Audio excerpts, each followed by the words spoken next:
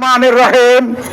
বিক্ষোভ সমাবেশের সম্মানিত সভাপতি, বাংলাদেশ জামাত ইসলামী কেন্দ্রীয় মজলিসে শুরার সম্মানিত সদস্য, গাজীপুর মহানগরের সম্মানিত আমির, আমাদের শ্রদ্ধাভাজন নেতা জননেতা জনাব অধ্যাপক জামাল উদ্দিন, অন্যান্য নেতৃবৃন্দ, সমবেত বিক্ষুব্ধ জনতা, আসসালামু আলাইকুম ওয়া রাহমাতুল্লাহি ওয়া বারাকাতুহু।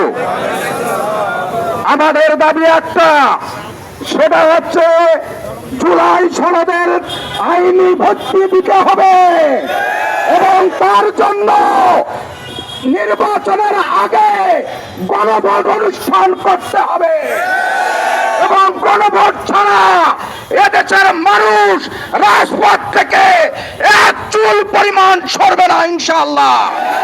আগামী দিনের সকল কর্মসূচিতে অংশগ্রহণ করার জন্য উদাত্ত আহ্বান জানিয়ে আমি আমার বক্তব্য শেষ করছি। আসসালামু আলাইকুম ওয়া রাহমাতুল্লাহ।